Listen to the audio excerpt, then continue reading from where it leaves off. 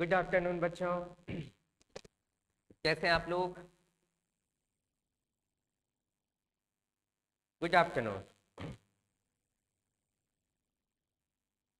बच्चों। अभी तक अपन 11th का लास्ट टर्म पे चैप्टर अपन ने खत्म किया था। वो चैप्टर का नाम था ऑसिलेशंस।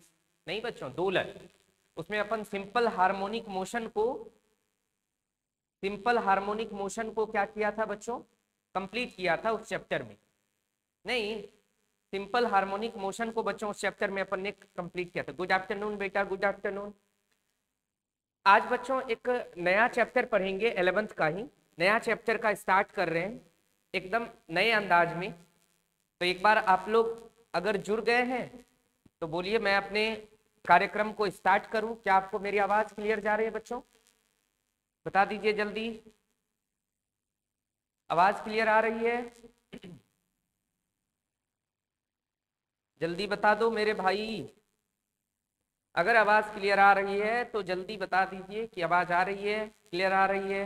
फिर अपन कार्यक्रम को स्टार्ट करेंगे, है ना बच्चों?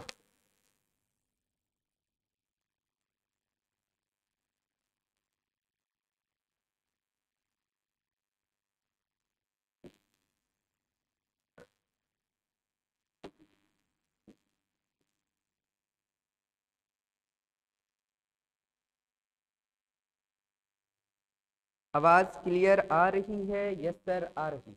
Okay, thank you, thank you बेटा। चलिए अब अपन कार्यक्रम को स्टार्ट करते हैं बच्चों। चैप्टर का बोल है, चैप्टर का नाम है बच्चों, ये आपके एनसीईआरटी का चैप्टर नंबर 10 है। कौन से क्लास का? 11th का। कौन से क्लास का? 11th का। Chapter number 10, class 11th class का। सर ये कहाँ मिलेगा? ये चैप्टर एनसीईआरटी के पार्ट 2 में मिलेगा बच्चों। एनसीईआरटी टेक्स्ट बुक का पार्ट 2 का है ये। पार्ट 2 में है chapter number 10।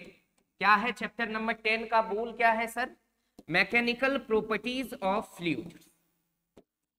Mechanical properties of fluid. Fluids की मैकेनिकल प्रॉपर्टीज क्या होती हैं? Mechanical properties of fluids Hindi में कहते हैं बच्चों तरलों के यांत्रिकी गुण। तरल किसको कहा जाता है? फ्लूइड्स को हिंदी में तरल भी कहते हैं, द्रव भी कहते हैं। तरलों के यांत्रिकी गुण, तरल के यांत्रिक गुण। Mechanical properties of fluids, fluids की मैकेनिकल प्रॉपर्टीज, है ना बच्चों? ये है चैप्टर हमारा।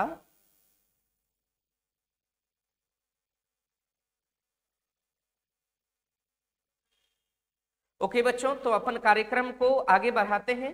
तो चैप्टर का बोल है मैकेनिकल प्रॉपर्टीज ऑफ फ्लूइड्स। ये है हमारा प्यारा सा छोटा सा चैप्टर, बहुत इंटरेस्टेड चैप्टर है बच्चों। इस चैप्टर का आगे अगर आप पढ़ाई करेंगे साइंस स्ट्रीम को लेके बच्चों, तो आगे भी आपको काम आएगा। इसीलिए बहुत आसान है, समझना है ध्यान से चैप्टर को। Mechanical properties of fluids, fluids की मैकेनिकल प्रॉपर्टीज, तरल के यांत्रिक गुण। सुनिएगा ध्यान से मेरी बात बच्चों। इस चैप्टर में अपन फ्लूइड्स की मैकेनिकल प्रॉपर्टीज के बारे में पढ़ेंगे। सबसे पहली बात अपन चर्चा ही कर लेते हैं, चैप्टर का ही नाम है फ्लूइड। फ्लूइड, फ्लूइड, है ना? तो सबसे पहले बात करते हैं कि फ्लूइड क्या होती है ना बच्चों? पहले ये तो जाने अपन कि फ्लूइड क्या होती है। तो बच्चों ये फ्लूइड क्या है सुनिए। हिंदी में कहते हैं इसको तरल या द्रव। बच्चों फ्लूइड का सबसे बेसिक बात होती है फ्लूइड, FLUID, फ्लूइड। बच्चों जब भी फ्लूइड का नाम लिया जाता है तो अपने मन में क्या आता है? वाटर नहीं, या लिक्विड कोई भी, यही तो नाम आता है हमारे मन में कि फ्लूइड का मतलब क्या होता है बच्चों? एक तरह का अपन लिक्विड कहते हैं। बच्चों फ्लूइड का मतलब सिर्फ लिक्विड ही नहीं होता है। सबसे पहली बात, फ्लूइड का मतलब होता है लिक्विड भी तथा गैस भी। गैस भी फ्लूइड होती है और लिक्विड भी फ्लूइड होती है, दोनों फ्लूइड होता है। मतलब अगर सिंपल डेफिनेशन कहा जाए ना बच्चों कि सर फ्लूइड कहते किसको हैं? एनीथिंग विच इज फ्लो या एवरीथिंग विच इज फ्लो। जितना भी चीज होती है हमारे संसार में, नेचर में, जो फ्लो कर सकता है, जो इजिली प्रवाह होता है, बहता है, इजिली फ्लो होता है एक जगह से दूसरी जगह, बहाव, बहना फ्लो होना, उस एवरीथिंग को क्या कहते हैं बच्चों? फ्लूइड कहते हैं, सिंपल।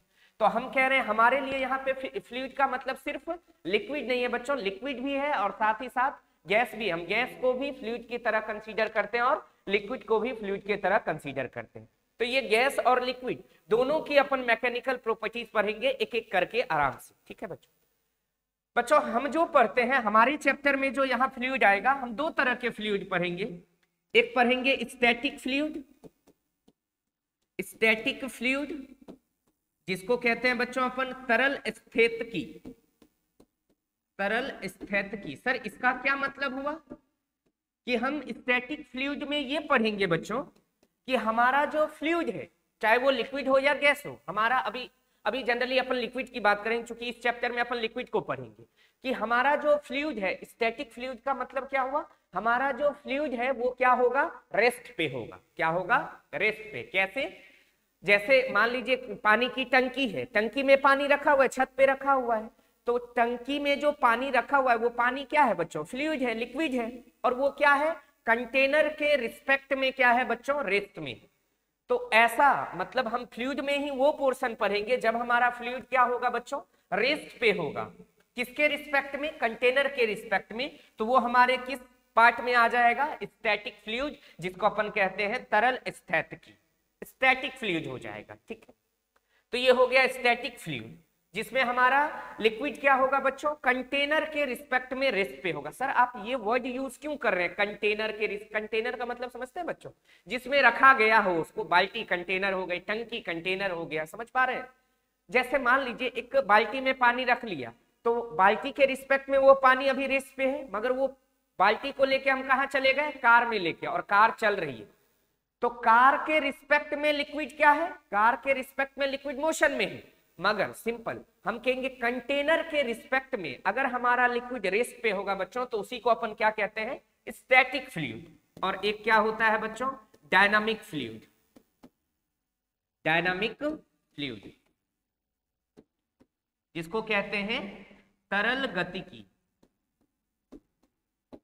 मतलब जब हमारा फ्लूइड क्या कर रहा हो? मोशन में हो। जब हमारा फ्लूइड क्या हो? मोशन में हो। डायनामिक वर्ड से कुछ याद आया? अपने क्लास का भी तो नाम यही है, डायनामिक फिजिक्स क्लासेस, है ना? तो डायनामिक फ्लूइड में क्या पढ़ेंगे बच्चों अपन? डायनामिक फ्लूइड में पढ़ेंगे जब हमारा फ्लूइड क्या हो? मोशन में हो। सर वो कहाँ होगा बच्चों? मोटर में पाइप लगी हुई होती है, मोटर से पानी निकल रहा है, तो वो जो पाइप से पानी निकल रहा होता है उस समय वो फ्लूइड क्या है? मोशन कर रहा है ना, मोशन में है। तो वो वाला जो फ्लूइड पढ़ेंगे तो उसको अपन क्या कहेंगे? Dynamic fluid. तो आपको बात समझ में आया होगा। सिंपल फ्लूइड का मतलब, सर आज तक फ्लूइड का मतलब माइंड में सिर्फ एक ही बात आता था, लिक्विड, माने वाटर या कोई भी एवरीथिंग लिक्विड। मगर याद रखिएगा फ्लूइड का मतलब सिर्फ लिक्विड नहीं, लिक्विड के साथ साथ गैस भी फ्लूइड ही माना जाता है। इस चैप्टर में हम दो तरह की बात करेंगे बच्चों। पूरे चैप्टर के दो एस्पेक्ट्स हैं, क्या क्या? एक पढ़ेंगे स्टैटिक फ्लूइड और दूसरा क्या पढ़ेंगे बच्चों? Dynamic fluid. स्टैटिक फ्लूइड क्या होता है? स्टैटिक फ्लूइड होता है बच्चों जब हमारा फ्लूइड क्या होगा? रेस्ट में। और डायनामिक फ्लूइड क्या होता है? जब हमारा फ्लूइड क्या होगा? मोशन में होगा, तो हम उसको क्या कहेंगे? Dynamic fluid. दोनों को एक एक करके पढ़ेंगे। अब आगे बढ़ते हैं, कहानी को आगे बढ़ाते हैं बच्चों। हम सिंपल सा जो हम पढ़ेंगे, हम जैसे फ्लूइड के बारे में पढ़ रहे हैं, वो फ्लूइड होता है रियल में आइडियल फ्लूइड। कौन सा फ्लूइड? आइडियल फ्लूइड, जिसको कहते हैं अपन आदर्श तरल। अब सर ये आइडियल फ्लूइड का मतलब क्या होता है? हम कैसे फ्लूइड को आइडियल फ्लूइड कहेंगे? तो सुनिएगा, आइडियल फ्लूइड क्या होता है? ऐसा फ्लूइड जो क्या हो बच्चों? इनकंप्रेसिबल हो। ऐसा फ्लूइड जो क्या हो? इनकंप्रेसिबल। सर इनकंप्रेसिबल, कंप्रेस का मतलब दबाना, इनकंप्रेसिबल का मतलब जिसको दबाया ना जा सके, यही ना मतलब हुआ। तो ऐसा फ्लूइड जो क्या हो? इनकंप्रेसिबल हो। सर इनकंप्रेसिबल का मतलब यही हुआ कि उसके वॉल्यूम को हम चेंज नहीं कर सकते। उसका वॉल्यूम क्या होगा? कांस्टेंट होगा। उसका मास क्या होगा बच्चों? कांस्टेंट होगा। वॉल्यूम भी क्या होगा? कांस्टेंट होगा। मास कांस्टेंट होगा। मास कांस्टेंट, वॉल्यूम कांस्टेंट, इसीलिए कहते हैं डेंसिटी भी क्या होगा? कांस्टेंट होगा। सर ये सब क्या लिख रहे हैं आप?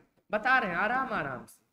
चैप्टर से नई पहली बार लिंक हो रहे हैं तो हर एक बात को, हर एक टर्मिनोलॉजी को ध्यान रखना। भी क्या है यहाँ पे? वॉल्यूम। इसको हिंदी में कहते हैं बच्चों आयतन। एम क्या है सर? मास। हिंदी में कहा जाता है इसको द्रव्यमान। रो क्या है? डेंसिटी। हिंदी में कहते हैं बच्चों इसको घनत्व। तो हमने क्या बोला, ध्यान दीजिएगा। हमने बोला कि सबसे पहली बात आइडियल फ्लूइड किसको कहेंगे? तो आइडियल फ्लूइड में एक खास बात होगी, ये फ्लूइड कैसा होगा? इनकंपैरेबल, जिसको दबाया ना जा सके। मतलब इसके वॉल्यूम इसका क्या रहता है? कांस्टेंट। इसके वॉल्यूम में हम चेंज नहीं कर सकते। मास क्या है? कांस्टेंट। तो बच्चों डेंसिटी भी क्या होगी? कांस्टेंट। क्या सर डेंसिटी को चेंज किया जा सकता है? हाँ, किया जा सकता है। आगे बताएंगे। जब प्रेशर लगाएंगे ना, तो प्रेशर लगाने से मॉलिक्यूल्स पास पास आ सकते हैं, तो उसके डेंसिटी में चेंज हो सकता है। तो आगे पढ़ाएंगे कि ये डेंसिटी में चेंज कैसे होगा। अभी बस हम ऐसे फ्लूइड के बारे में पढ़ रहे हैं बच्चों जो फ्लूइड कैसा है? आइडियल है। आइडियल का मतलब हम क्या समझेंगे सर? जो क्या हो? इनकंपैरेबल। इनकंपैरेबल का मतलब वॉल्यूम क्या हो? कांस्टेंट हो। मास क्या होना चाहिए? कांस्टेंट होना चाहिए। डेंसिटी क्या होना चाहिए? कांस्टेंट होना चाहिए। ठीक है, डेंसिटी क्या होना चाहिए? कांस्टेंट। ठीक, वेरी गुड। अब अपन बात करते हैं किसकी बच्चों? ये तो पहली बात हो गई कि आइडियल फ्लूइड होने के लिए पहला कंडीशन क्या होना चाहिए? वो इनकंपैरेबल होना चाहिए। दूसरा क्या होना चाहिए? नॉन विस्कस होना चाहिए। कैसा होना चाहिए? Non viscous. सर विस्कस क्या होता है बताते हैं। विस्कस फोर्स पढ़ा होगा बच्चों आपने, सॉरी अभी आपने नहीं पढ़ा है। हमने डायमेंशन वाले चैप्टर में थोड़ा विस्कस फोर्स का चर्चा किया था। विस्कस फोर्स कहते हैं बच्चों श्यान बल। कौन सा बल? श्यान बल। सर ये क्या है? सुनिए पहले विस्कस क्या होती है। बच्चों एक बात बताइए, आगे इसको हम अगले पेज में इसको समझा रहे हैं क्या है। जैसे बच्चों पता है ना कि मान लीजिए ये कोई सरफेस है और इस पे ब्लॉक रख देते हैं। आप ब्लॉक को एक्सटर्नल फोर्स लगा के खींच रहे होते हैं, तो क्या ब्लॉक इजिली खींचा जाता है? नहीं ना। आप देखेंगे ब्लॉक इजिली खिंचाता नहीं है। कारण क्या है? ब्लॉक के सरफेस और इस सरफेस पे जो रखा हुआ है, ब्लॉक और उस सरफेस के बीच में एक फ्रिक्शन फोर्स काम करता है, जिसको कहते हैं अपन घर्षण बल। और वो फ्रिक्शन क्या करता है? इसको रोकना चाहता है। मतलब इधर हम इधर खींच रहे हैं तो फ्रिक्शन चाहेगा नहीं, हम जाने नहीं देंगे। तो जिस तरह यहाँ दो बॉडी के बीच में क्या लगा? फ्रिक्शन फोर्स लगा ना बच्चों। तो उसी तरह विस्कस फोर्स भी एक तरह का क्या है? फ्रिक्शन फोर्स है। सर वो कौन सा फ्रिक्शन है? मगर ये कहाँ लगता है? लिक्विड लेयर के बीच में। किसके बीच में बच्चों? लिक्विड के लेयर। मान लीजिए यहाँ पे बहुत सारा लिक्विड है ना, तो ये मान लीजिए लिक्विड का एक लेयर है, ये दूसरा लेयर है। आपने देखा होगा सिरप। बच्चों कफ सिरप आती थी, कफ सिरप आता था पहले बच्चों का। अभी बहुत सारा मेडिसिन देखिएगा बड़ा सिरपी टाइप होता है, गाढ़ा होता है, गाढ़ा। आप हनी को ले लीजिए ना, शहद, शहद भी गाढ़ा होता है। आप देखिएगा एक बोतल में पानी ले लीजिए, एक बोतल में शहद ले लीजिए, दोनों को ऐसे उड़ेलिएगा तो देखिएगा पानी जल्दी नीचे गिरने लगता है, नहीं? जबकि वो शहद धीरे धीरे नीचे आता है। इसीलिए डब्बा ऐसे कर भी देते हैं तो अचानक गिरता नहीं, वो धीरे धीरे आता है। क्यों? उस शहद में हमेशा एक लेयर और हर एक लेयर के बीच में क्या लगता है बच्चों? विस्कस फोर्स लगता है। आगे पढ़ेंगे अपन, विस्कोसिटी पढ़ेंगे तब बताएंगे और भी। बस अभी एक बेसिक आइडिया। तो हर एक लेयर एक दूसरे लेयर को क्या करती है? अपोज करती है, जाने नहीं देना चाहती है। तो वहां दो लेयर, लिक्विड लेयर के बीच में, दो लिक्विड लेयर के बीच में जो फोर्स लगता है फ्रिक्शन वाला, उसी को कहते हैं बच्चों विस्कस फोर्स। समझ में आया ना कि पानी में इसका मतलब विस्कस फोर्स कम लगता होगा सर, तभी ना इजिली पानी गिर जाता है। जबकि सिरप देखेंगे जो गाढ़ा सॉल्यूशन होता है, नहीं थिक होती है, जो गाढ़ा सॉल्यूशन होता है वो जल्दी नीचे नहीं गिरता है। कारण क्या है? उनके बीच में लगने वाला क्या, ये विस्कस फोर्स क्या होती है बच्चों? ज्यादा होती है। एक लेयर दूसरे लेयर को क्या करता है? अपोज करता है। बात समझ पा रहे हैं? ठीक है। तो हम कहेंगे क्या कि विस्कस फोर्स का मतलब हुआ दो लिक्विड लेयर के बीच में या दो लिक्विड के डिफरेंट लेयर के बीच में लगने वाले फ्रिक्शन फोर्स को क्या कहते हैं बच्चों? Viscous force. तो विस्कस फोर्स आइडियल फ्लूइड के केस में विस्कस नहीं लगता है, इसीलिए बोला कि आइडियल फ्लूइड कैसी होती है? Non viscous. मतलब हम जो पढ़ रहे हैं फ्लूइड, आइडियल फ्लूइड, उनके बीच में ये माना जा रहा है कि इनके बीच में कोई भी विस्कस फोर्स नहीं लग रहा, ये नॉन विस्कस लिक्विड है। कोई दिक्कत? ठीक। और तीसरी बात एक और होती है बच्चों, उसको कहते हैं अपन आइसोट्रॉपिक, क्या कहते हैं? आइसोट्रॉपिक। आइसोट्रॉपिक इन नेचर होता है कौन? Ideal fluid. सर ये आइसोट्रॉपिक नेचर का मतलब, आइसोट्रॉपिक का मतलब होता है बच्चों कि इस फ्लूइड की कोई भी प्रॉपर्टी, इस फ्लूइड की कोई भी प्रॉपर्टी एक पॉइंट पर हर एक डायरेक्शन में अगर सेम होता हो, क्या कह रहे हैं? इस फ्लूइड की कोई भी प्रॉपर्टी एक पॉइंट पर हर एक डायरेक्शन में क्या होता है? सेम होता है। तो बच्चों ऐसे को क्या कहते हैं अपन कि ये ऐसे फ्लूइड कैसे नेचर में पाए जाते हैं? आइसोट्रॉपिक होते हैं नेचर में। समझ में आया? तो आइडियल फ्लूइड किसको कहेंगे? पहली बात, ऐसा फ्लूइड जो क्या हो? इनकंप्रेसिबल हो। इनकंप्रेसिबल का मतलब सर जिसके वॉल्यूम को चेंज नहीं किया जा सकता है, मतलब जिसका वॉल्यूम कांस्टेंट रहता है, मास भी क्या रहता है? कांस्टेंट रहता है, और डेंसिटी भी क्या होती है बच्चों? कांस्टेंट होती है। फिर बोला ये आइडियल फ्लूइड किसको कहेंगे? जो क्या हो? Non viscous. नॉन विस्कस का मतलब लिक्विड लेयर के बीच में फ्रिक्शन फोर्स नहीं लगता हो। और तीसरा क्या बोला? आइसोट्रॉपिक। आइसोट्रॉपिक का मतलब ऐसा फ्लूइड, मतलब आइसोट्रॉपिक नेचर किसको कहते हैं? फ्लूइड की वह फ्लूइड की कोई भी प्रॉपर्टी किसी पॉइंट पर हर एक डायरेक्शन में क्या होता हो? सेम होता हो। तो ऐसे नेचर को क्या कहते हैं बच्चों? आइसोट्रॉपिक इन नेचर कहते हैं। ठीक है, तो चलिए अब चैप्टर को धीरे धीरे अब आगे बढ़ाते हैं। सबसे पहला टर्म पढ़ेंगे बच्चों प्रेशर। क्या पढ़ेंगे? प्रेशर, जिसको हिंदी में कहा जाता है दाब। अब ये सर ये प्रेशर क्या होती है? पहले एक डेफिनेशन लिखते हैं। It is defined as perpendicular force. It is defined as perpendicular force on unit area. It is defined as perpendicular force on unit area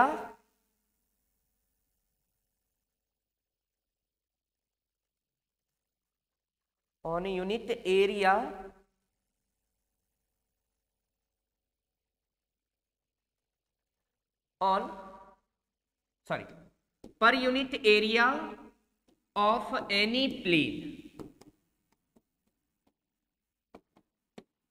क्या लिखा है सुनिए, मतलब प्रेशर एक तरह का क्या है? फोर्स है बच्चों, मगर फोर्स में एक बात जोड़ा गया है। कौन सा फोर्स है? कौन सा फोर्स है बच्चों?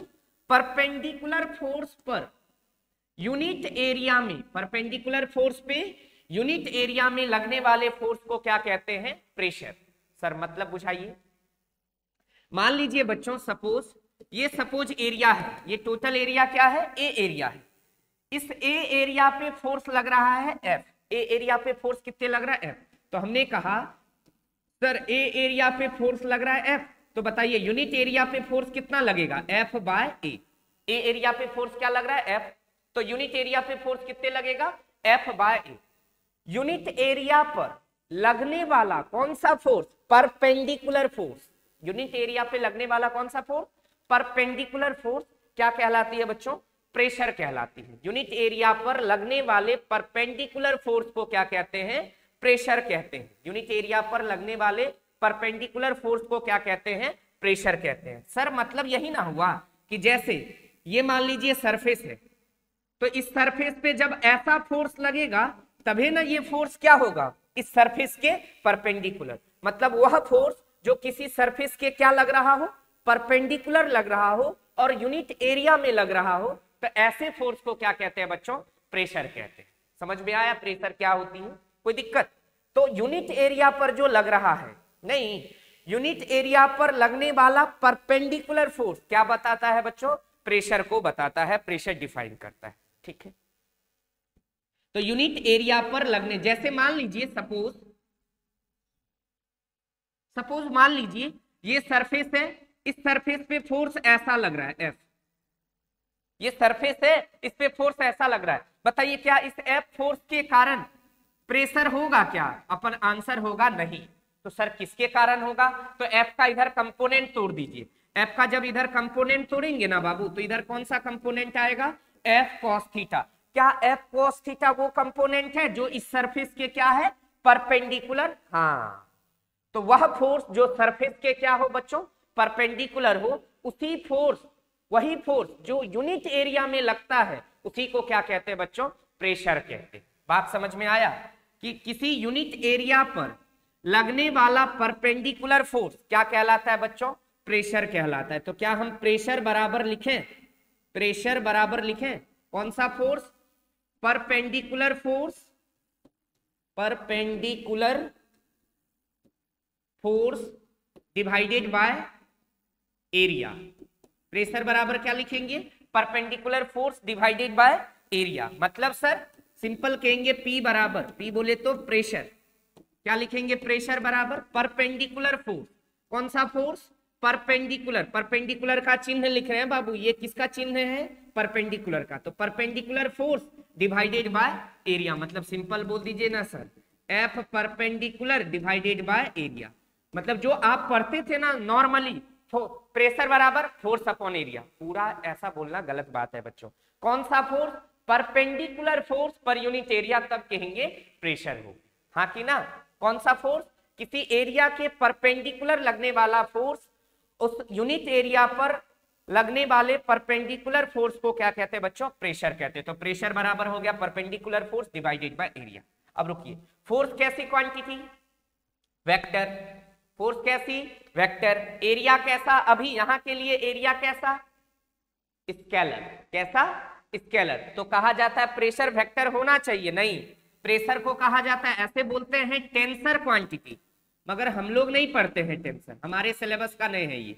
प्रेशर को बोला जाता है टेंसर क्वांटिटी। ऐसे हम जो बोलेंगे तो हम बोलेंगे प्रेशर कैसी क्वांटिटी होती है, it is a scalar quantity. ये कैसी राशि है, अदिश राशि होती है, it is a scalar quantity. Pressure कैसी क्वांटिटी है, स्केलर क्वांटिटी, अदिश राशि होती है। ऐसे बोला जाता है जनरली टेंसर क्वांटिटी, है ना, मगर हमारे सिलेबस के लिए अभी टेंसर नहीं पढ़ रहे हैं, हम पढ़ रहे हैं कि प्रेशर कैसी क्वांटिटी है, स्केलर। बच्चों इसकी यूनिट की बात अगर अपन करें तो यूनिट क्या होगा, आइए सर यहां बताते हैं यूनिट।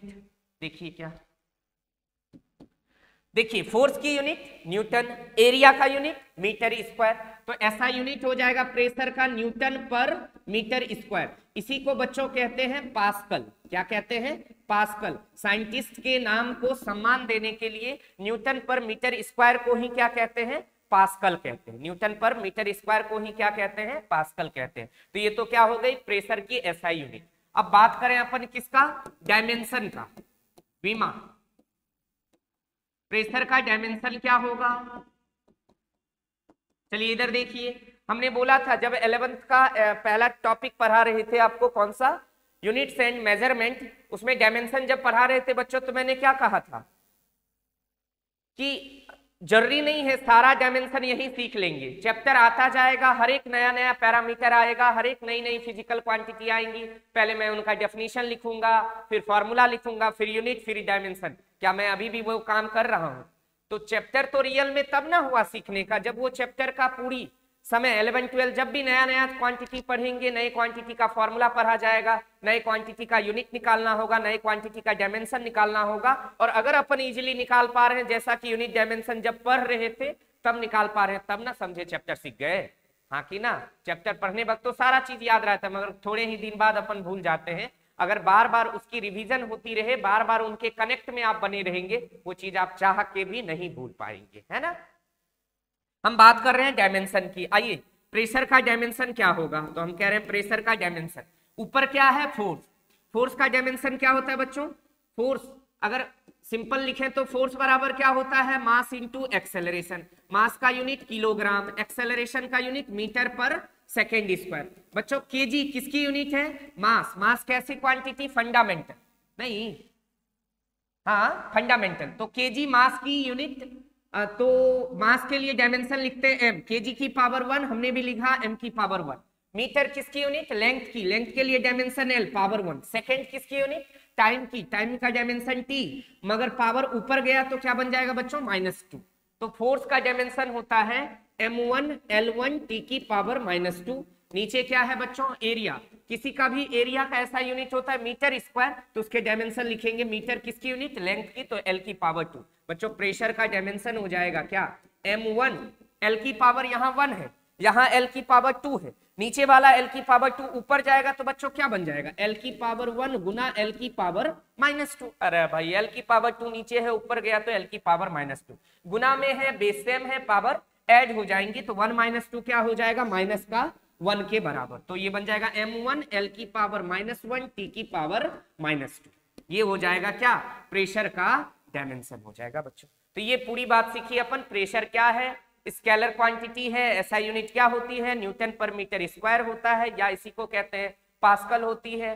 डायमेंशन क्या होता है, m1 एल की पावर -1 टी की पावर -2। समझ में आ गया होगा प्रेशर क्या है। चलिए बच्चों गाड़ी को आगे बढ़ाते हैं, चैप्टर को आगे बढ़ाते हैं। नेक्स्ट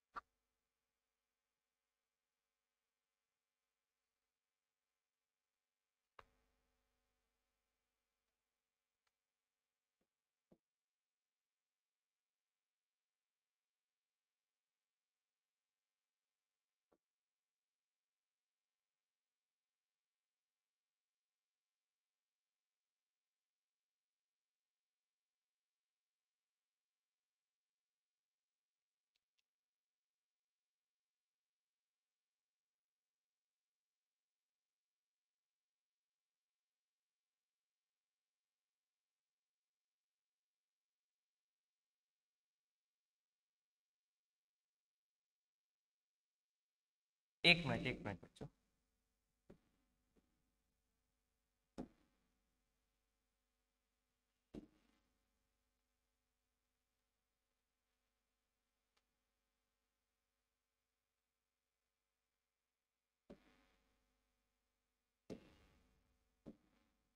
हाँ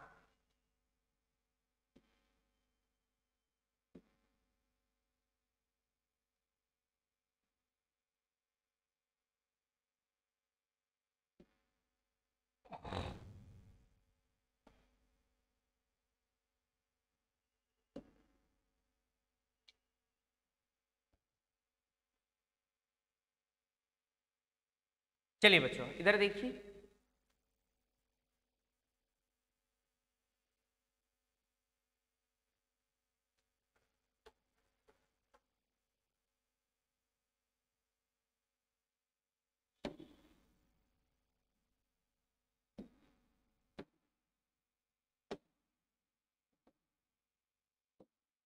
हाँ बच्चों हम बात कर रहे थे किसके, प्रेशर पर लिया अपन है ना।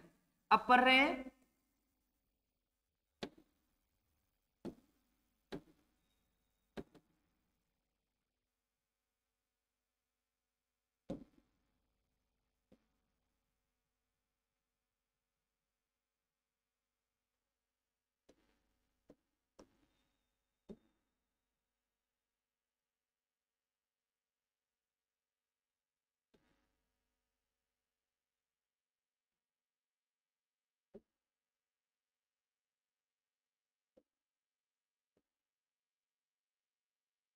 एक मिनट।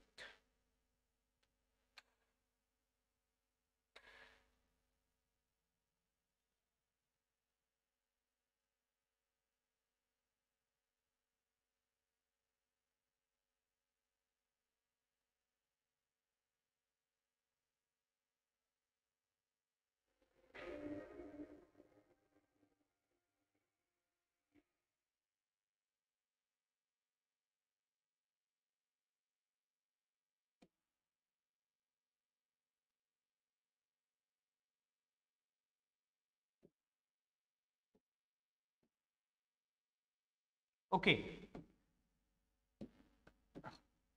हाँ बच्चों थोड़ा काम नहीं कर रहा था इसलिए थोड़ा सा मेरे को फिर से ऑफ ऑन करना पड़ा।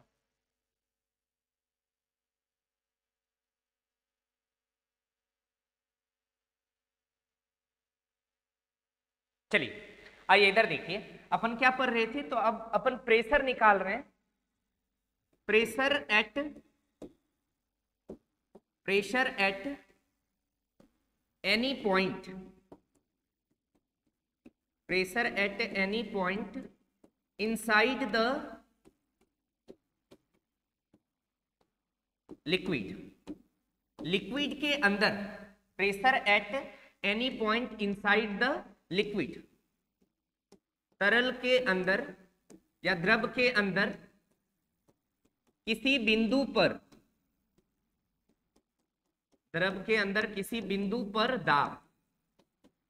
सुनिए बच्चों, क्या है, किसी लिक्विड के अंदर किसी भी पॉइंट पर प्रेशर क्या होगा, किसी लिक्विड के अंदर किसी पॉइंट पर प्रेशर क्या होगा, उस बात को अपन कैलकुलेट करेंगे कि किसी भी पॉइंट पर, किसी लिक्विड के अंदर किसी भी पॉइंट पर प्रेशर क्या होगा। ध्यान से समझने की कोशिश करिए क्या है बच्चों। मान लीजिए सपोज ये एक कंटेनर है, क्या है, ये एक कंटेनर है, इस कंटेनर में क्या भरा है, लिक्विड भरा है, इस कंटेनर में क्या भरा है, लिक्विड भरा है। मान लीजिए हमारे पास एक पॉइंट है, यहां दिख रहा है ये पॉइंट, इस पॉइंट पर प्रेशर बताना है क्या होगा। अब ध्यान से समझिएगा, हमको बताना है कि लिक्विड के अंदर इस पॉइंट पर प्रेशर बताइए क्या होगा। तो हम कहेंगे सर इस पॉइंट पर प्रेशर क्या होगा, पहले तो ये बताओ ना कि इस पॉइंट पर कौन सा फोर्स लग रहा है। भैया कोई फोर्स यूनिट एरिया पर, कोई परपेंडिकुलर फोर्स लगेगा तभी ना प्रेशर एक्सर्ट होगा। तो मन में ख्याल आया कि भैया यहाँ पे फोर्स कौन लगाएगा, तो पता चला अरे भाई इस पॉइंट के ऊपर बहुत सारा लिक्विड है, शायद वो लिक्विड अपना वेट होता है ना mg, किसी भी लिक्विड का वेट या किसी भी पार्टिकल का वेट होता है ना mg। तो हम कहेंगे इस पॉइंट के ऊपर जितने भी लिक्विड है वो सारा लिक्विड अपना वेट लगाएगा ना यहाँ भाई, कि नहीं लगाएगा। वेट कितना होता है, mg के बराबर। तो हम कहेंगे अच्छा वही mg फोर्स है जो यहाँ लग रहा होगा, वही mg फोर्स है जो यहाँ क्या हो रहा होगा बच्चों, लग रहा होगा। अब बात ध्यान दीजिएगा, तो हो क्या रहा है, जैसे मान लीजिए इस पॉइंट, ये पॉइंट इस लिक्विड के, ये पॉइंट इस लिक्विड के सरफेस से मान लीजिए h डेप्थ पर, ये पॉइंट क्या है, लिक्विड के सरफेस से कितने डेप्थ पे है बच्चों, h डेप्थ पे है। तो हमने बोला इस पॉइंट पर प्रेशर निकालना, तो उसके लिए कुछ जुगाड़ लगाया। वो जुगाड़ क्या है, हमने एक इमेजिनरी सिलेंडर बना लिया। क्या बना लिया हमने, एक इमेजिनरी सिलेंडर बना लिया। ध्यान दीजिएगा, हमने क्या बना लिया, एक इमेजिनरी सिलेंडर बना लिया जिसका रेडियस क्या है r और हाइट क्या है h। तो हम कहेंगे हमने क्या किया, we consider an imaginary cylinder, we consider an imaginary cylinder. हमने क्या किया, एक इमेजिनरी सिलेंडर क्या किया बच्चों, कंसीडर कर लिया। अभी बात करते बच्चों टेम्परेचर पे असर, मतलब प्रेशर का टेम्परेचर पे क्या डिपेंडेंसी है कि नहीं है, ये सब आगे बात करेंगे।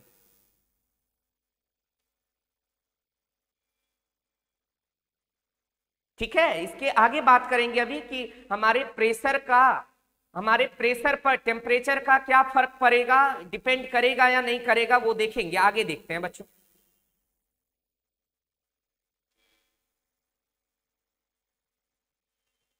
Here we consider an imaginary cylinder to find out the pressure, to find out the pressure at any point which is developed by, which is developed by the, which is developed by the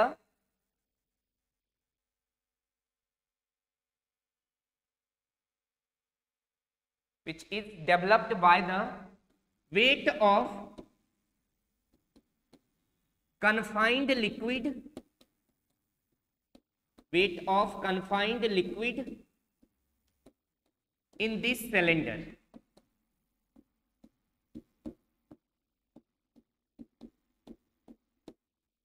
देख लीजिए क्या हमने बोला, here we consider N imaginary cylinder. यहां पे अपन ने क्या किया, एक इमेजिनरी सिलेंडर कंसीडर किया, काहेला भाई, to find out the pressure at an point, to find out the pressure at an point, एक पॉइंट पर प्रेशर को कैलकुलेट करने के लिए, एक पॉइंट पर प्रेशर को कैलकुलेट करने के लिए, जो point which is developed by the, जो पॉइंट कैसे डेवलप हुआ है, weight of the confined liquid in this cylinder, इस सिलेंडर में जो लिक्विड कन्फाइंड है, उस कन्फाइंड लिक्विड के वेट के कारण वो पॉइंट क्या हुआ है बच्चों, डेवलप हुआ है। समझ पा रहे हैं आप? तो हम क्या चाह रहे हैं, ये इस पॉइंट पर बच्चों, इस पॉइंट पर हमको क्या निकालना है, प्रेशर। अब कैसे निकालेंगे सर इस पॉइंट पर प्रेशर, वो समझिए। इस पॉइंट पर प्रेशर कैसे निकालेंगे, तो बच्चों हम क्या जानते हैं, प्रेशर बराबर फोर्स अपॉन एरिया, मगर कौन सा फोर्स, जल्दी बोलो कौन सा फोर्स, परपेंडिकुलर फोर्स।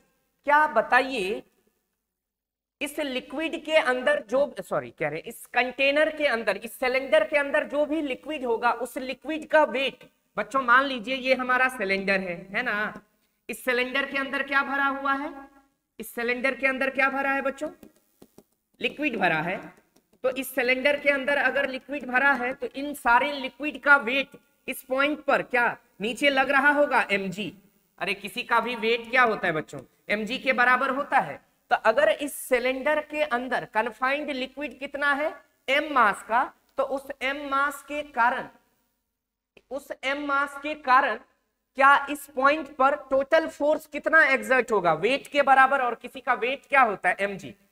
और ध्यान दीजिए, मान लीजिए ये सिलेंडर है, ऐसा ये ऐसा सिलेंडर जा रही है, तो ये सिलेंडर का बेस, इस बेलनाकार का सतह मतलब आधार कैसा होगा, सर्कुलर होगा क्या, अरे ये सिलेंडर का ये बेस कैसा है, ये बेस कैसा है, सर्कुलर है। तो हम कहेंगे इस सिलेंडर के अंदर जो भी लिक्विड भरा हुआ है, उस लिक्विड का यहाँ पे कौन सा फोर्स लगेगा, ग्रेविटेशनल फोर्स, वेट लगेगा कि नहीं सरफेस पे।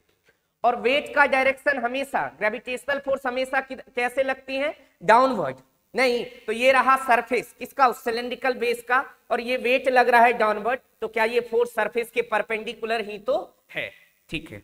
अगर ये वेट सरफेस के परपेंडिकुलर है, तो हम यहां से क्या लिखेंगे, F क्या है, F क्या है, फोर्स। ये फोर्स किसके बराबर होगा, weight of the confined liquid, weight of the confined liquid. ये F क्या है, फोर्स है, कौन सा फोर्स, जो किसके द्वारा कन्फाइंड हो रहा हो,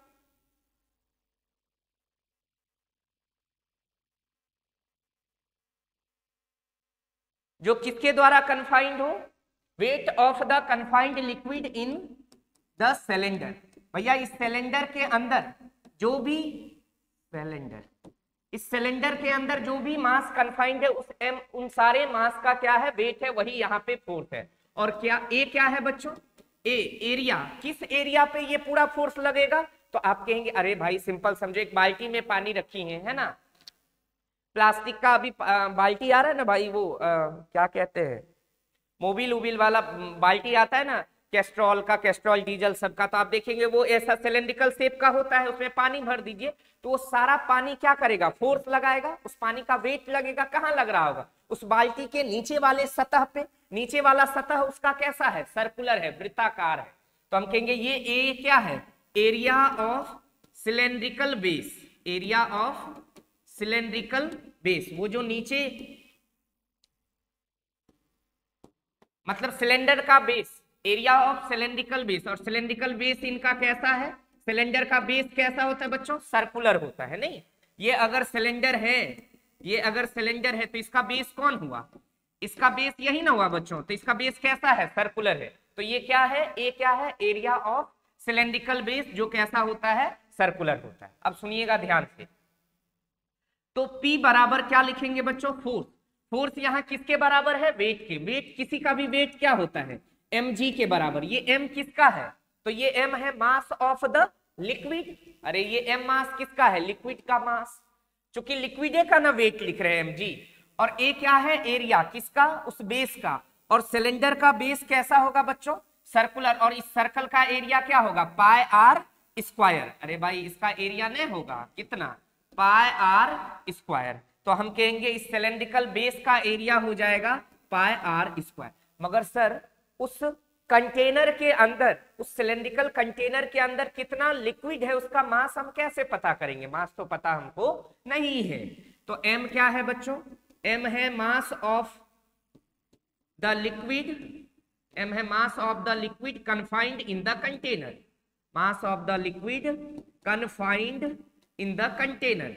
कंटेनर के अंदर जो भी लिक्विड कन्फाइंड है उसका मास m क्या है? Mass of the liquid confined in the container. Container के अंदर जो भी लिक्विड क्या है? कन्फाइंड है, उनका मास m। अब हमने बचपन में पढ़ा है क्या? डेंसिटी बराबर होती है बच्चों मास बटे वॉल्यूम। डेंसिटी किसके बराबर होती है? मास बाय वॉल्यूम के बराबर होती है। डेंसिटी किसके बराबर? मास बाय वॉल्यूम के बराबर। डेंसिटी मास बाय वॉल्यूम के बराबर। ठीक है सर, अगर डेंसिटी मास बाय वॉल्यूम के बराबर है, डेंसिटी क्या है? मास बाय वॉल्यूम के बराबर है बच्चों, क्रॉस मल्टीप्लाई कर दीजिए तो क्या मास हो जाएगा? डेंसिटी इंटू वॉल्यूम के बराबर, डेंसिटी इंटू वॉल्यूम के बराबर। ठीक है सर, तो m हो गया मास। ये डेंसिटी किसका? मास किसका निकाल रहे हैं? लिक्विड का। तो डेंसिटी भी किसका? लिक्विड का। कितने लिया? रो। हम यहीं पे मान लेते हैं रो क्या है? हमारे लिक्विड की डेंसिटी। रो क्या है बच्चों? ये रो क्या है?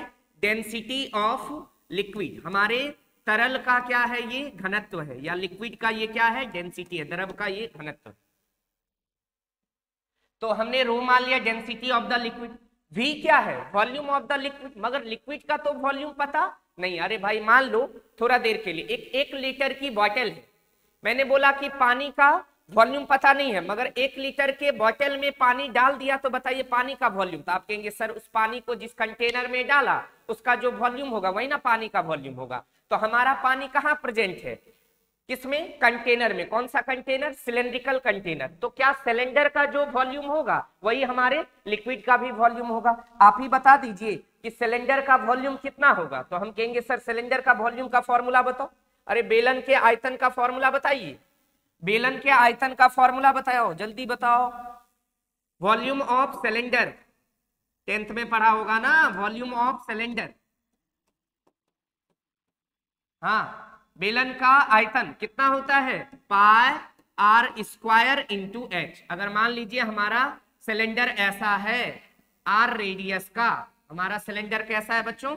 आर रेडियस का है, और हाइट कितनी है इसकी? एच है। हाइट कितनी है? एच है, और आर क्या है बच्चों? रेडियस है। तो हमारे सिलेंडर का वॉल्यूम कितना होता है? पाई आर स्क्वायर एच। क्या जो सिलेंडर का वॉल्यूम होगा वही हमारे लिक्विड का भी वॉल्यूम होगा? तो यहाँ आ जाएगा पाई आर स्क्वायर एच। क्या हमें लिक्विड का मास पता चल गया? ये मास किसका है? Mass of the liquid. ये किसका मास है? लिक्विड का मास है। तो लिक्विड का मास कितना हुआ? Density into volume. डेंसिटी क्या है? रो। और वॉल्यूम क्या होगा? जो हमारे उस सिलेंड्रिकल कंटेनर का वॉल्यूम होगा वही तो लिक्विड का वॉल्यूम होगा। तो लिक्विड का वॉल्यूम होगा पाई आर स्क्वायर एच। तो ये आ गया मास। अब बच्चों यहां देख लीजिए, P बराबर m के जगह मास लिखेंगे। मास कितना आया? मास देखो, mass rho into pi r square h, rho into pi r square h बटे यहां क्या आया? Rho into pi r square h. ये तो मास है और बगल में कौन है? g। और यहाँ क्या आया बच्चों? पाई आर स्क्वायर। क्या करें? निपटा दें। किसको किसको? पाई से पाई को निपटा दें, आर स्क्वायर से आर स्क्वायर को निपटा दें। बच्चों प्रेशर आ गया रो जी एच के बराबर। क्या आया? प्रेशर रो जी एच। प्रेशर किसके बराबर आया? रो जी एच। अब मतलब समझिए क्या है कि किसी लिक्विड के अंदर किसी भी पॉइंट पर कितना प्रेशर होगा, जबकि वो पॉइंट उस लिक्विड के सरफेस से कितने डेप्थ पे है? एच डेप्थ पे है। तो उस पॉइंट पर प्रेशर होगा बच्चों रो जी एच। कितना प्रेशर होगा उस पॉइंट पर? रो जी एच। सर अगर हम बात को कंक्लूड करें तो हम सिंपल कहेंगे, मान लीजिए हमारे पास ये क्या है? एक कंटेनर है। इस कंटेनर में क्या भरा हुआ है बच्चों? लिक्विड भरा हुआ है। इस कंटेनर में क्या भरा हुआ है? लिक्विड भरा हुआ है।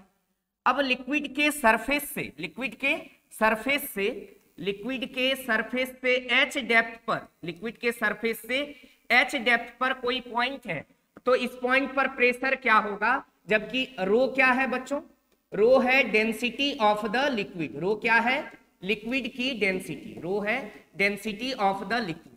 तो किसी कंटेनर के अंदर लिक्विड है, लिक्विड के सरफेस से h डेप्थ पर कोई पॉइंट है, उस पॉइंट पर कितना प्रेशर होगा, तो हम कहेंगे उस पॉइंट पर प्रेशर होगा बच्चों रो जी एच। कितने होगा पॉइंट पर प्रेशर, रो जी एच। तो P है प्रेशर, रो क्या है बच्चों, रो है हमारा डेंसिटी ऑफ द लिक्विड। रो क्या है, रो क्या है, डेंसिटी ऑफ द लिक्विड, द्रव का घनत्व या तरल का घनत्व, डेंसिटी ऑफ द लिक्विड। अलग अलग लिक्विड की डेंसिटी अलग अलग होती है। सर जी क्या है, जी को कहते हैं एक्सेलरेशन ड्यू टू ग्रेविटी। जी को क्या कहते हैं, एक्सेलरेशन ड्यू टू ग्रेविटी, गुरुत्वीय त्वरण। इसका वैल्यू बताइए क्या होता है, तो बच्चों इसका वैल्यू होता है जी का कितना, 9.8 मीटर पर सेकेंड स्क्वायर, या अप्रोक्सीमेट जी का मान होता है कितना, 10 metre per second square. Sir H क्या है, तो एच है हाइट ऑफ, हाइट या डेप्थ,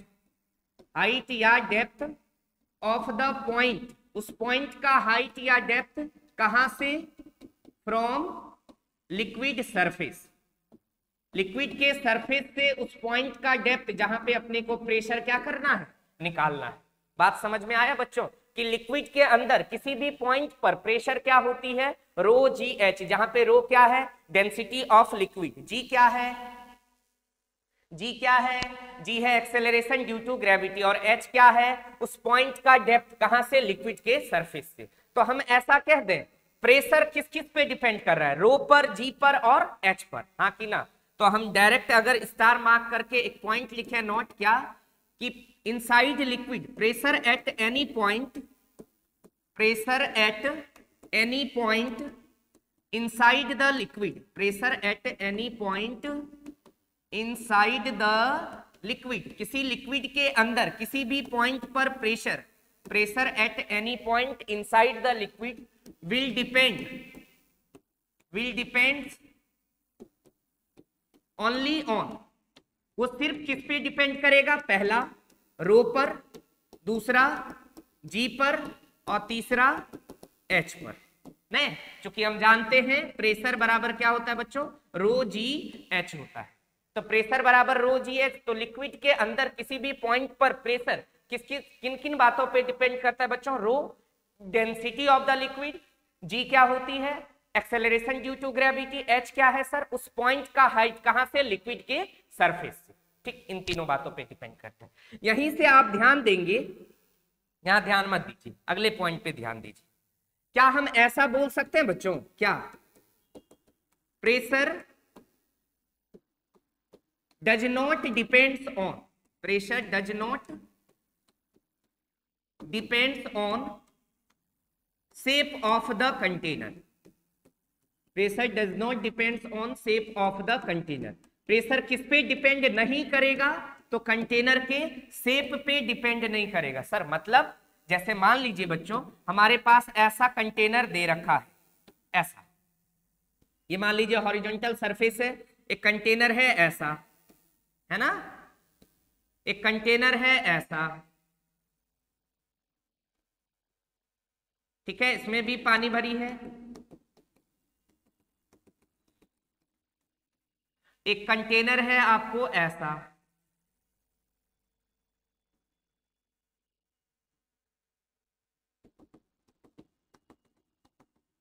ठीक है, ऐसा है।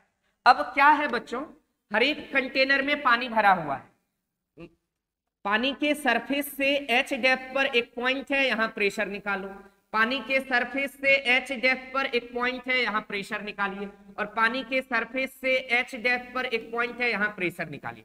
बच्चों इन तीनों पॉइंट पर यहां भी प्रेशर क्या होगा, रो जी एच, यहां भी प्रेशर क्या होगा, रो जी एच, रो जी एच, यहां भी प्रेशर क्या होगा, रो जी एच। तो बताइए बच्चों क्या ये pressure shape of the container पे डिपेंड किया, हम कहां देखने गए कि भैया ये इसका शेप क्या है, इसका शेप कैसा है, इसका शेप कैसा है, कहां देखने गए। तो कहने का मतलब है किसी भी कंटेनर के अंदर अगर लिक्विड भरा हुआ है तो उस लिक्विड के सरफेस से एच डेप्थ पे जाने पे प्रेशर हमेशा रो जी एच होता है, जहां रो होती है density of the liquid, H होता है उस पॉइंट का, उस लिक्विड के सरफेस से डेप्थ या हाइट, और जी एक्सेलरेशन ड्यू टू ग्रेविटी होता है। तो लिक्विड के अंदर किसी पॉइंट पर प्रेशर इस बात पे डिपेंड नहीं करता है कि कंटेनर का शेप कैसा है, देखिए ना तीनों शेप अलग अलग है, मगर तीनों में एच डेप्थ जाने पर प्रेशर कितना आ रहा है, रो जी एच। तो क्या शेप ऑफ द कंटेनर पे डिपेंड कर रहा है? कहेंगे बिल्कुल नहीं कर रहा है ना। अगली बात अगर और करें बच्चों, तो अगली बात अपन क्या करेंगे,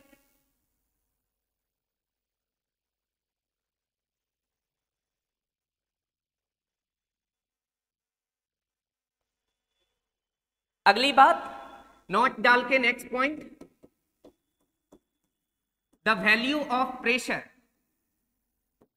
the value of pressure at all points lying on same horizontal plane, lying on same horizontal plane, the value of pressure at all points lying on same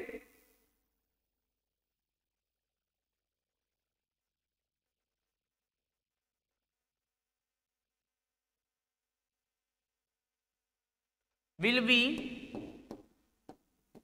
same in all direction।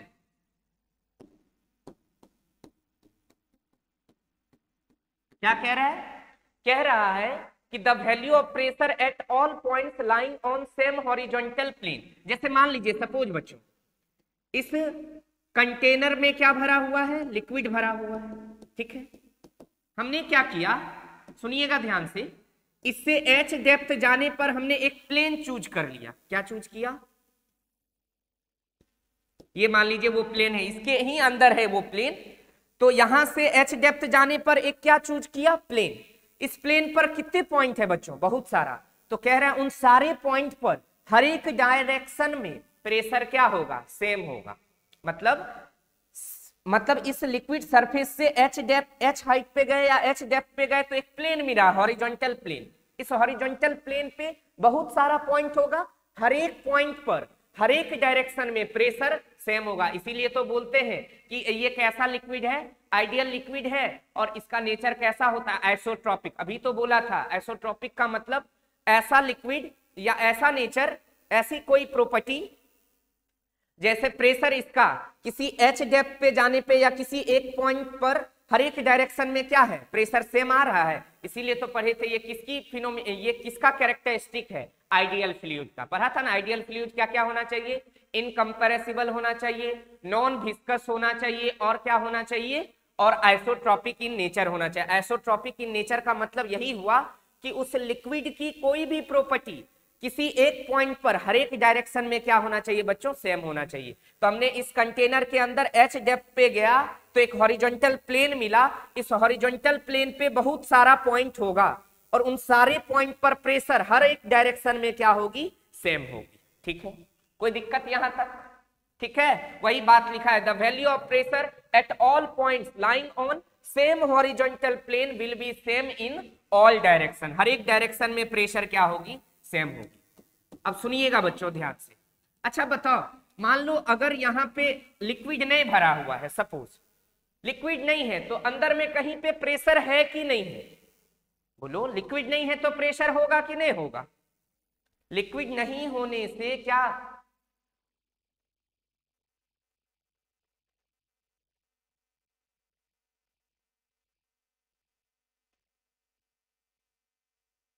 नहीं नहीं ऐसा नहीं है, ये तो हमने ऐसा बनाया है।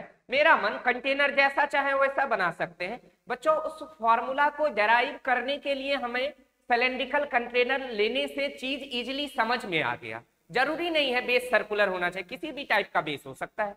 क्या कंटेनर हमेशा नीचे बेस सर्कुलर ही हो सकता है? कुछ भी हो सकता है।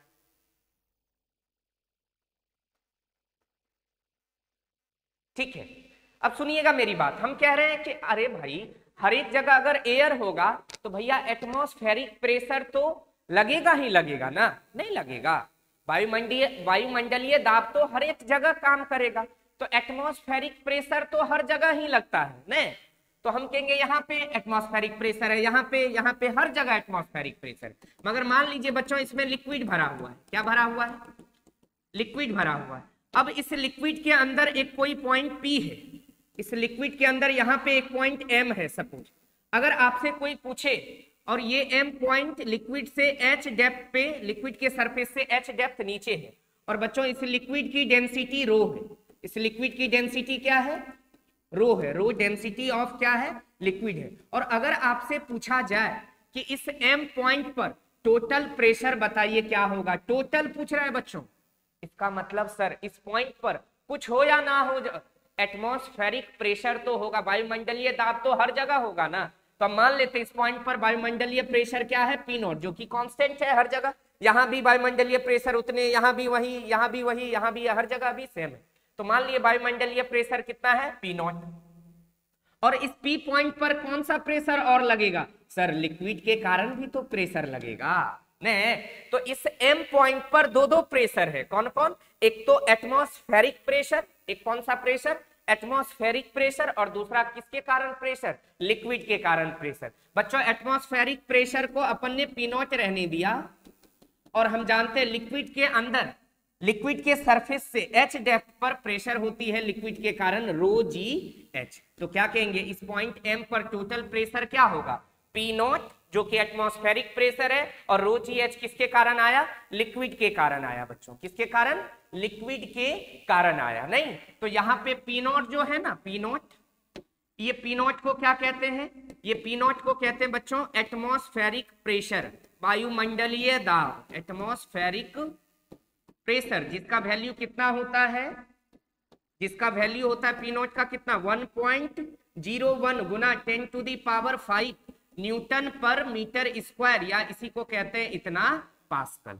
ये वायुमंडलीय प्रेशर ऐसे होता है, वैसे 1.01325 होता है, पूरा वैल्यू ये होता है पी नॉट का 1.01325 गुना 10⁵ पास्कल या न्यूटन पर मीटर स्क्वायर। तो वायुमंडलीय दाब हमेशा क्या होती है बच्चों, कांस्टेंट होती है, किसके बराबर, 1.01 इंटू 10⁵ न्यूटन पर मीटर स्क्वायर या पास्कल के बराबर। तो हम कहेंगे किसी लिक्विड के अंदर किसी पॉइंट पर टोटल प्रेशर क्या होगा बच्चों, P not plus row ji H. Sir P not क्या है, एटमॉस्फेरिक प्रेशर, और रो जी एच क्या है, लिक्विड के कारण लगने वाला प्रेशर। ठीक है बच्चों, तो आज बच्चों अपन इस लेक्चर को, इस कार्यक्रम को यहीं पे रोकेंगे, यहीं तक, आज तक जो पढ़ा उसको आप अच्छे से रिवाइज करके आइएगा, फिर अगले नेक्स्ट लेक्चर में बोले तो कल इसके आगे पढ़ेंगे। तब तक के लिए धन्यवाद, ओके बाय बाय।